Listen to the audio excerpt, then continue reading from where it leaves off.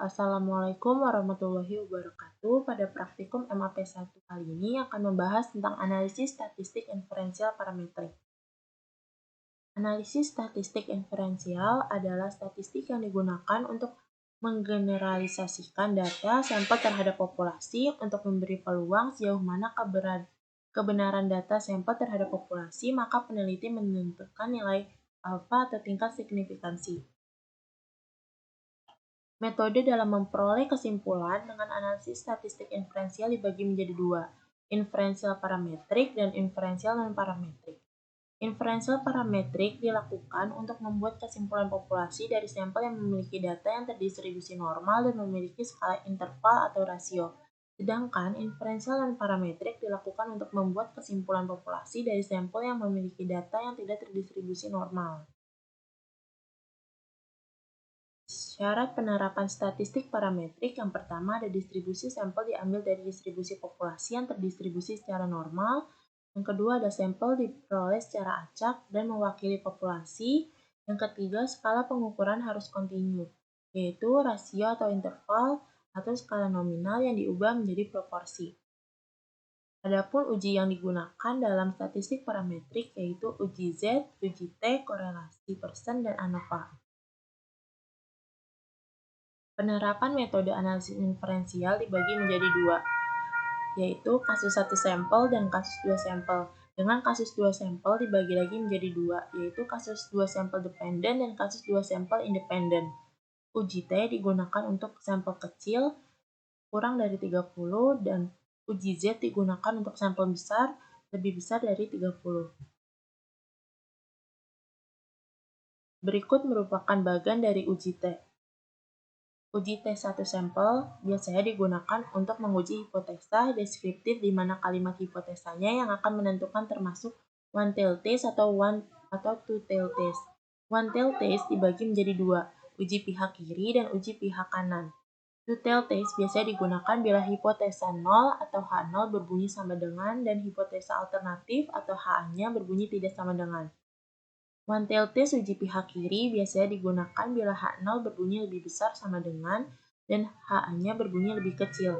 One-tailed test uji pihak kanan biasanya digunakan apabila H0 berbunyi lebih kecil atau sama dengan dan HA-nya berbunyi lebih besar.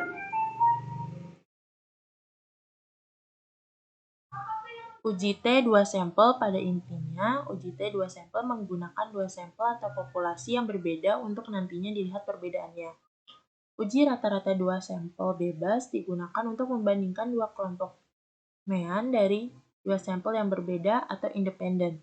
Prinsipnya, ingin mengetahui apakah ada perbedaan mean antara dua populasi dengan membandingkan dua mean sampelnya. Uji rata-rata 2 sampel berpasangan digunakan untuk membandingkan mean dari suatu sampel yang berpasangan atau pair. Sampel berpasangan adalah sebuah kelompok sampel dengan subjek yang sama namun mengalami dua perlakuan atau pengukuran yang berbeda. Menguji perbedaan kondisi awal atau sebelum dan setelah perlakuan. Pengambilan keputusan. Dasar pengambilan keputusan uji one sample t-test ini yaitu jika nilai signifikan atau two-tailed lebih kecil 0,05 maka H0 ditolak. Sedangkan jika nilai signifikan two-tailed lebih besar 0,05 maka H0 diterima. Pengambilan keputusan dengan membandingkan nilai T. Yang pertama, jika nilai T hitung lebih besar T tabel maka H0 ditolak. Jika nilai T hitung lebih kecil T tabel maka H0 diterima. Pengujian hipotesis. Dalam statistik inferensial, pengujian hipotesis merupakan salah satu tujuan yang dilakukan untuk menjawab masalah penelitian secara rasional. Tujuan pengujian hipotesis untuk menentukan apakah jawaban teoritis yang terkandung dalam pernyataan hipotesis didukung oleh fakta yang dikumpulkan selama proses penelitian. Pengujian hipotesis yang menggambarkan karakteristik sampel pada dasarnya merupakan pembuatan keputusan melalui proses inferensi yang memerlukan akurasi peneliti dalam melakukan estimasi. Proses inferensi. Pada dasarnya dapat dilakukan melalui 1-2 cara, yaitu estimasi nilai parameter populasi atau membuat keputusan mengenai nilai parameter, yaitu proses pengujian hipotesis. Estimasi nilai parameter populasi akurasinya tergantung pada representasi sampel yang diambil dari populasi yang bersangkutan. Peneliti harus mempunyai kriteria atau standar yang dilakukan untuk membuat keputusan terhadap hipotesis yang diuji berdasarkan sampel. Uji hipotesa. Prosedur uji hipotesis. Yang pertama, menentukan H0 dan H1. H0 adalah nol hipotesis dan H1 adalah alternatif hipotesis.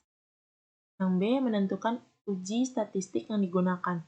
Apakah akan digunakan menggunakan uji T, ANOVA, uji Z, dan lain sebagainya. Yang C, menentukan statistik tabel. Dengan pertama tingkat kepercayaan, yang kedua derajat kebebasan atau DF. Derajat kebebasan atau degree of freedom sangat bervariasi tergantung dari metode yang dipakai dan jumlah sampel yang diperoleh. Yang ketiga adalah jumlah sampel yang didapat. Dalam melakukan uji hipotesis, ada banyak faktor yang menentukan seperti apakah sampel yang diambil berjumlah banyak atau hanya sedikit. Apakah standar deviasi populasi diketahui, apakah variasi dari populasi diketahui, apa metode parametrik yang digunakan, dan lain sebagainya. Menentukan statistik hitung. Nilai ini tergantung pada metode parametrik yang digunakan. Pada pengerjaan pada PSS, nilai statistik hitung langsung ditampilkan nilai akhirnya, sedangkan proses perhitungannya sampai pada nilai akhir tersebut tidak diperlihatkan termasuk angka statistik tabel. Mengambil keputusan. Hal ini ditentukan dengan membandingkan nilai statistik hitung dengan nilai statistik tabel atau nilai kritisnya. Selanjutnya adalah penjelasan analisis statistik inferensial parametrik.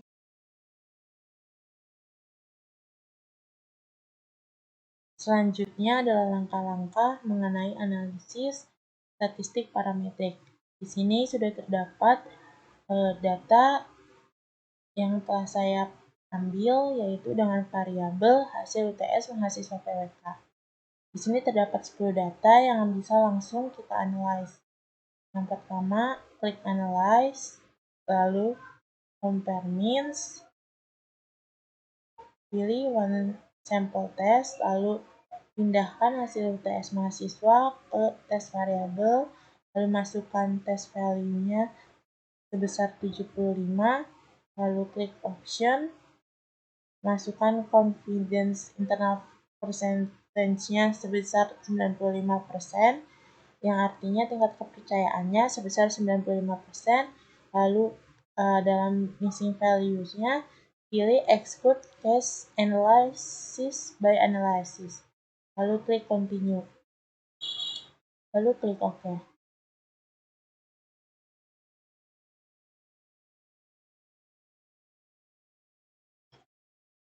Lalu didapatkan hasil dua output, yang pertama yaitu one sample statistik dan yang kedua adalah one sample test. Pada one sample statistik didapatkan jumlah data yang pertama dimasukkan, lalu nilai rata-rata, standar defisiensi, dan standar error. Lalu pada one sample test didapatkan uji T, hasil uji T, lalu derajat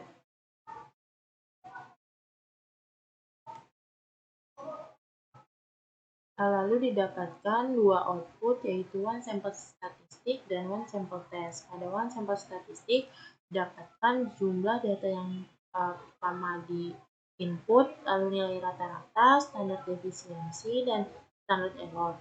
Lalu pada one sample test ini didapatkan test value sebesar 75 atau hasil UTS mahasiswa PWK itu tertinggi 75, lalu didapatkan hasil uji T-nya sebesar 3,514, lalu derajat kebebasannya sebesar 9, dan didapatkan juga signifikansi detailnya sebesar 0,007, lalu nilai rata-ratanya sebesar 4,0 Harus diperhatikan juga hasil dari output ini, yaitu two-tailed.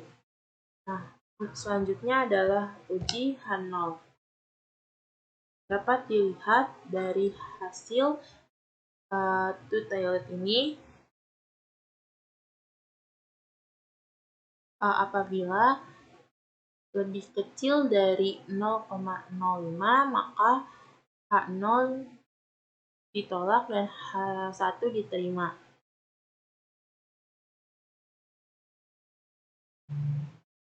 Sehingga dapat disimpulkan bahwa hasil UTS mahasiswa PWK tidak sama dengan 75.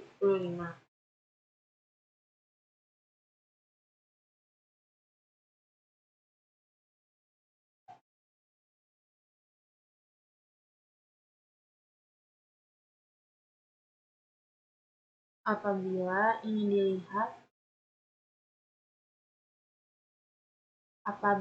dilihat dari tabel tabel statistik, dapat dilihat bahwa derajat kebebasan sebesar 9, lalu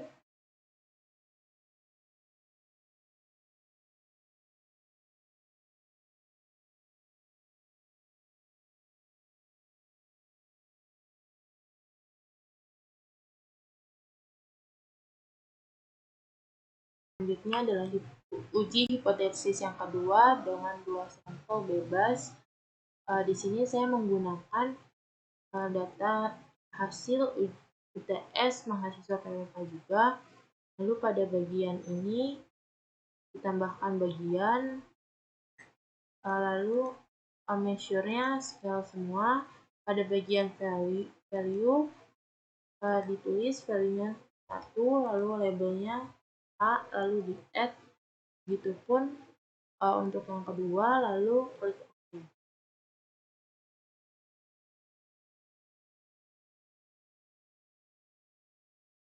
Lalu di sini adalah data yang sudah dihasilkan. Jadi pada data 1 sampai 5 merupakan hasil ujian bagian A, dan 6 sampai 10 merupakan hasil ujian bagian B.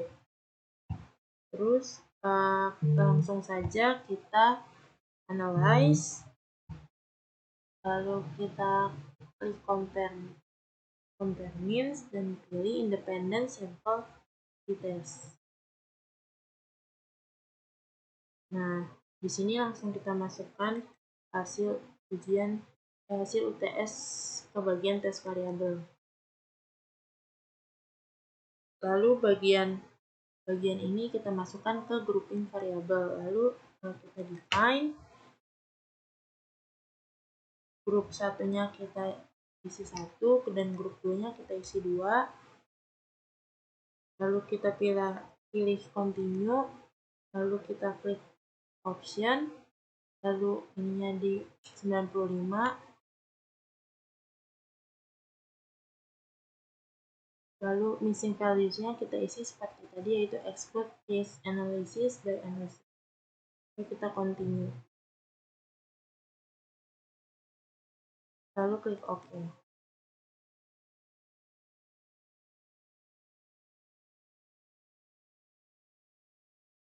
Selanjutnya adalah uji hipotesis 2 sampel berpasangan. Pada analisis kali ini saya menggunakan data pretest dan posttest dari praktikum MAP 1. Dapat dilihat pada pretest dan posttestnya menggunakan measure scale. Langsung saja kita analyze, lalu klik compare means, lalu klik paired sample t-test. Didapatkan seperti ini. Lalu pretest dimasukkan ke variabel 1 dan posttest dimasukkan ke variabel 2.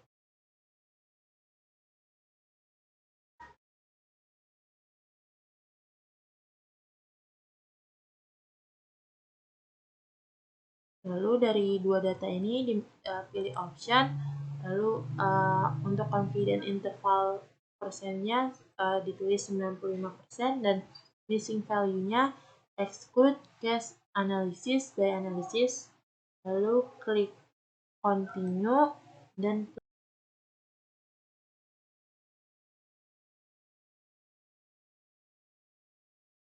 dari hasil analisis yang dilakukan didapatkan 3 output tabel. Yang pertama paired sample statistik, yang kedua paired sample correlation, dan yang ketiga adalah paired sample test. Pada paired sample statistik diperlihatkan nilai rata-rata dari pretest dan post-test, di mana nilai pretest lebih kecil daripada nilai post-test. Lalu pada paired sample correlation diperlihatkan juga nilai signifikansi dari data pretest dan post-test, yaitu sebesar 0,541.